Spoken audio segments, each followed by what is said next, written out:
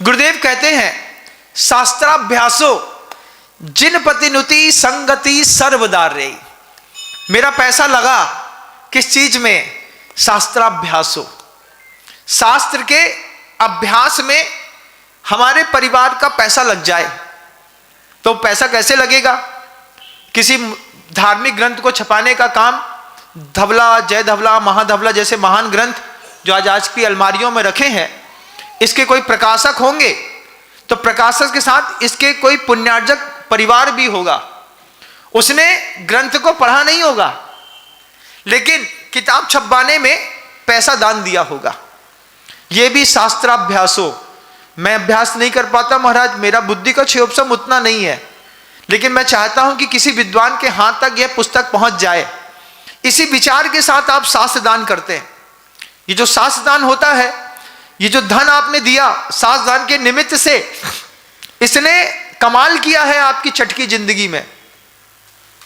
जब कौंडेस ग्वाले ने एक छोटी सी पुस्तक मुनिराज को दान दे दी थी, उत्तम पात्र को, तो वो अगली पर्याय में कुंद कुंद भगवान बनने का मौका पा गया। आपने भी शास्त्र को चढ़ाया है। ये क्या सोचकर चढ़ाया? महाराज ये जो कपड़े में लिपटा है ना, ये हम नहीं पढ़ेंगे। आप कहते हैं, चटके मटके क्या बोलते हैं, ये पुस्तक हम नहीं पढ़ेंगे, आप पढ़िए, इसलिए आपको दान देते हैं। उस दान में भी आपने धन दिया, धन देकर के हमको एक पुस्तक ग्रंथ जो है दान में दे दिया। अब इससे अर्थ मैं निकालूंगा। तुमने तो 1100, 2100, 5100 दिए, हम इसमें से जन्म जरा और मृत्यु निकालेंगे। निकाल करके खींच करके यावन निर्वाण संप्राप्ति, जब तक इस जीव को निर्वाण की प्राप्ति नहीं हो जाएगी तब तक तुम्हारे चढ़ाए हुए इस ग्रंथ का मैं मूल्य चुका नहीं पाऊंगा।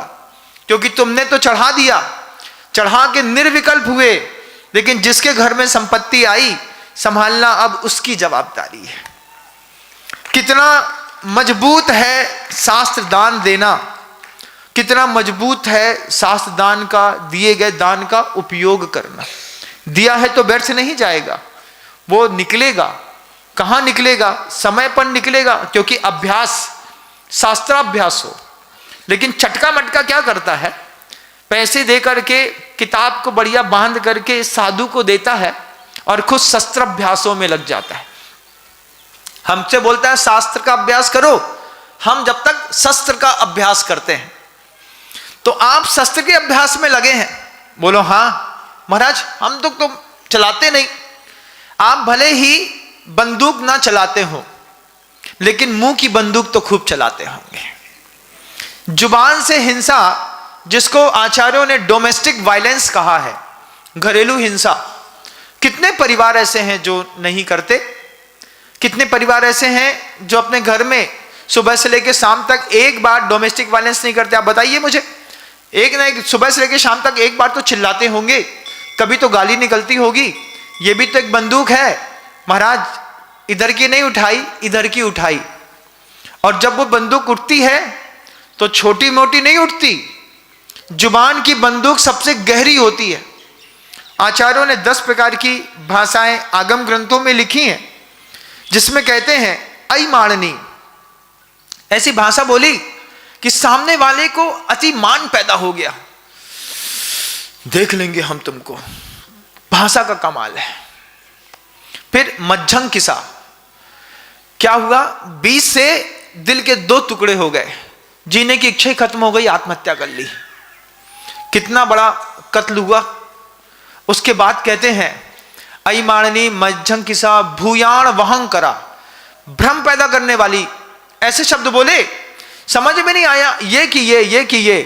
और जब काम बिगड़ गया तो फिर बोलता है तुमसे तो पहले ही बोला था हमने कि हमने ऐसा बोला था। ये जो बंदूकें चलाते हैं घर के अंदर, ये बंदूकें हिंसात्मक हैं, इसको ध्यान रखिएगा। 10 प्रकार की भाषा को घर के अंदर प्रयोग करने के लिए आचार्यों ने स्पष्ट मनाही करी। मटका तुम्हारा चटका तो जरूर है, लेकिन चटके मटके का पानी झाड़ जंगल में मत डालो। चटके मटके से निकलने वाली संपत्ति का रस व्यसनियों को मत दो।